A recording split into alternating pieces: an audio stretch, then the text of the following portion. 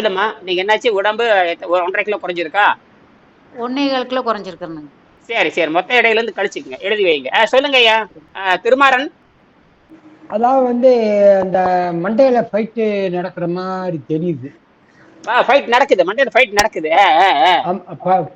படுத்து ஆ, ஒரு சொக்கு வர்றமா, சொக்கு நம்ம தூக்கம் வராம இருந்துச்சுல, ஆமா. அந்த அப்படியே கண்ணை மூடிக்கிட்டே சொக்கு வர்ற மாதிரி இருக்கு. ஆமா ஆமா. ஆஹ் ஒரு அந்த ஆனா வந்து வெளியே என்ன நடக்குது எல்லாமே தெரியுது. வெளியே நடக்கிறது தெரியுது. அந்த இது ஒண்ணுன்னா இப்ப ஃபைட் நடக்குது. ம். நாக்கு நாக்கு வந்து லேசா இந்த அந்த வறட்சி மாதிரி தெரிஞ்சுச்சு, இந்த சரி தடிமன் மாதிரி.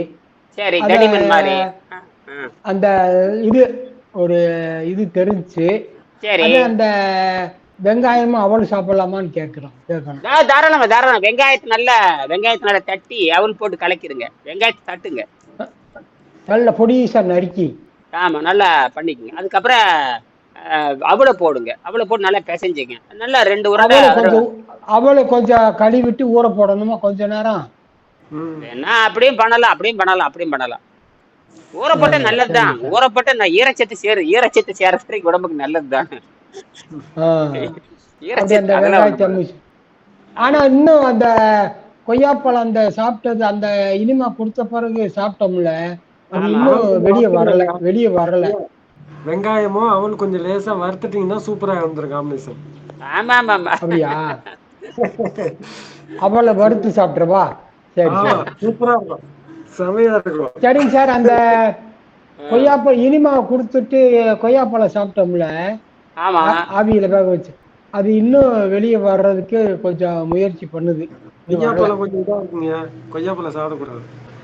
இல்ல ஆவியில வேக வச்சுதான் நல்லா வேக வச்சு சாப்பிட்டா, அது ஆவியில வேக சாப்பிட்டா காய் மாதிரி வேலை செய்யும். அது விதையோட நல்லா இந்த கொய்யா பழத்தை நல்ல விதைய இருக்கிற கொய்யா இருக்கு இல்லையா, நாட்டு கொய்யா கிடைக்க ரொம்ப சிரமம். இந்த விதைய இருக்கிற கொய்யா வந்து ஒரு 1/2 கிலோ எடுத்து வேக வச்சு சாப்பிட்டீங்கன்னா அப்படி வெடிக்கு போகும். அப்படி சேகப்பா போகும். அதே இன்னும் வெளியே கொஞ்சம் அதுக்கடுத்து ஒன்றும் போகல, அது அப்படியே இருக்கு. ஒன்னும் கம்மன்னு இருக்கு. அதே இது சரியானதே பூரா வெளியே வரும் போல. ஆமா, அத குறைஞ்சிருக்குதா கூடி இருக்குதா? அப்ப தூக்கம் வந்திருக்கு. இன்னைக்கு கொஞ்சம் தூங்கி இருக்கீங்க இல்லையா? தூங்க ஆரம்பிக்கிறேன். சரிப்பா, ஒண்ணு பண்ணுங்க. உங்க ஊர்ல நாட்டு கொய்யா கிடைக்குதான்னு பாருங்க. நிச்சயமா நாட்டு கொய்யா இருக்கும் உங்க ஊர் கிராமம் தானே, மலை நாடு தானே உங்க ஊரெல்லாம். ஆமா, சொல்லி பாருங்க. நம்ம இவர்கிட்ட கோபால்கிட்ட சொல்லி பாருங்க. கோபால் இவரு நம்ம ஆர்கி கோபால். சரி. நேத்திரம்பழம் அதை கூட நேத்திரம்பழம் கொஞ்சம் சூடு பண்ணி சாப்பிட்டீங்கன்னா அது ஈஸியா வந்துடும். ஆமா, நேந்திரம்பழம் கிடைச்சதுன்னா, நேந்திரம்பழம் இருந்ததுன்னா 2 பழத்தை நெருப்புல வாட்டணும். வாட்டிட்டு அப்படியே துண்டுதுன்னா நறுக்கணும். நறுத்து தோசைக்கல்ல சுட்டு எடுக்கணும். தோசைக்கல்ல இதே தோல் எடுத்துட்டு தோசைக்கல்ல சுடணும். ஆமா, அது ரொம்ப அற்புதமா இருக்கும். கபாப் பண்ணணும். இப்ப பேர குழந்தைக்கு அதுதான். அங்க அவன் திருச்சியில் இருக்காங்க, அவன் அதை தான் வாங்கி கொடுக்க சொல்லுவேன். என்னமே கொடுத்து தொலைங்க.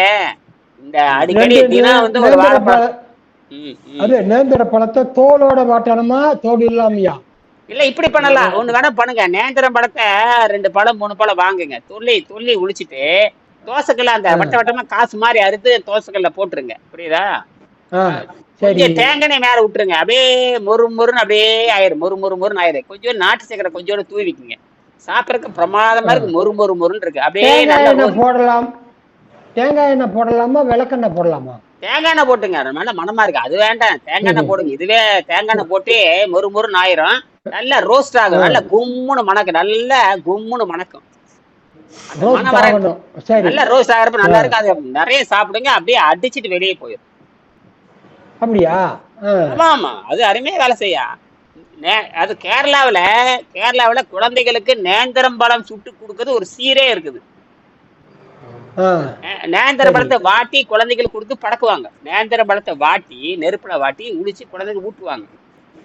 அதைத்தான் நான் இங்க செய்யறேன். இப்ப நான் என் பேர குழந்தைக்கு அதான் சொல்லுவேன். என் பொண்ணு வாங்கிட்டு வந்துருவாங்க. அவங்க போய் அப்ப இப்ப இது இந்த அவளும் சாப்பிட்டுக்கலாம், அதையும் ரெண்டும் செய்ய சொல்றீங்க. அது ஒண்ணும் பண்ணாது, சாப்பிடுங்க. முதல்ல நிறைய திங்க முடியாது, அததான் சொல்றேன். நிறைய உள்ள போகும்போது எதுக்கு ஆரம்பிச்சிடும்.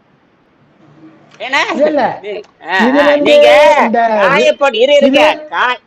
காய போட்டு ஒரு சின்ன குடலை மாத்திட்டா நீங்க நினைச்சாலே நிறைய திங்க முடியாது. புரியுதா?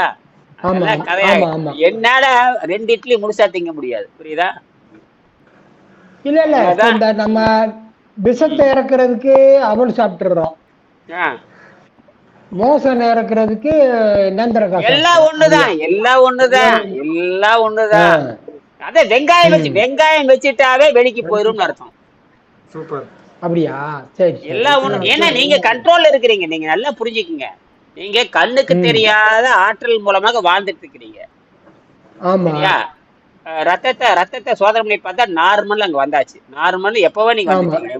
உங்களுக்கு சர்க்கரையே இல்லைன்ட்டேன். சர்க்கரை நோய், அதாவது கம்பம் மாவட்டத்திலே சர்க்கரை நோய் வென்ற முதல் ஆள் நீங்க தான். இது வேர்ல்டு, இது வந்து டிஸ்ட்ரிக்ட் ரெக்கார்டு, இது டிஸ்ட்ரிக்ட் பிளேயர். இது எந்த டாக்டருக்கு நம்ப மாட்டானுங்க. எந்த டாக்டர் நம்ப மாட்டேன். அப்படி எப்படி நல்லா அவன் படிச்சது அப்படி. டாக்டர் சொல்லுவா சக்கரை நல்லா இருக்காதுங்க, சாகர வரைக்கும் மாத்திரை சாப்பிடுங்க. நீங்க நல்லா ஆயிடுச்சு. எங்க பாடத்திட்டத்துல இல்லைன்னு சொல்லுவானே தவிர எங்க பாடத்திட்டத்துல நல்லா ஆகாது. எங்க பாடத்திட்டத்துல எவனும் நல்லா கூடாது. ஆனா இது இப்ப நம்ம வந்து எந்த மாத்திரையும் எதுவும் இல்லாம முக்காத்தூட்டு செலவு இல்லாம வெறும் தண்ணியில சக்கரை காலி பண்ணிருக்கோமே. இல்லையா? இதுதான் இயற்கை சட்டம். இது இயற்கை சட்டம் வெள்ளைக்காரனுக்கு தெரியாது. இப்ப எல்லாம் தெரிஞ்சதுன்னா இப்ப எல்லாரும் சரியாயிடும், வரமாட்டாங்க லைன்ல. என்ன பிரச்சனைன்னு கேட்டீங்கன்னா, சொல்லி கொடுக்கறதுக்கு வாத்தியார் வரமாட்டேன். சொல்லி கொடுக்கறதுக்கு வாத்தியார் அந்த மாதிரி இருக்கணும். இங்க பிரச்சனை என்னன்னா, வாத்தியார் அந்த மாதிரி இருக்கணும். அதனாலதான் நான் வந்து யாருக்கும் சொல்லி தரது இல்ல. நான் 25 வருஷம் இந்த பாடியை காப்பாத்துறீங்க. எத்தனை கோடி செலவு பண்ணி நான் ஆரோக்கியம் நான் வச்சிருப்பேன். இதுக்குள்ள எத்தனை கோடி செலவாகும் தெரியுமா? ஒரு ஆரோக்கியம் கிடைக்கிறதுக்கு எத்தனை கோடி செலவு பண்றாங்க. ஜெயலலிதா 10 கோடி, கருணாநிதி 7 கோடி, எம்ஜிஆர் 10 கோடி, ஒவ்வொருத்தர் 100 கோடி செலவு பண்ணி ஆரோக்கியம் வரல. என்கிட்ட மலிவா ஆரோக்கியம் வச்சிருக்கிறதுக்கு என்ன மதிப்பு இருக்கு பாருங்க. அதனாலதான் நான் யாருக்கும் சொல்லி தரது இல்ல. இவங்கெல்லாம் ஒரு கோடி கொடுத்தா கூட இன்னும் 5 வருஷம் எக்ஸ்டெண்ட் பண்ணிருக்கலாம். ஆனா யாரும் கொடுக்கலையே. பேசாம அவங்கள ஆனா எல்லா அமைச்சருக்கும் இந்த புத்தகத்தை அன்பளிப்பா அனுப்பிச்சிருக்கிறா. எவனும் படிச்ச மாதிரி இல்ல, படிக்க மாட்டானுங்க தெரியும். சரி, செய்யுங்க, மறுபடியும் பேசுவோம். நன்றி, வணக்கம். 4 மணிக்கு பேசலாம்.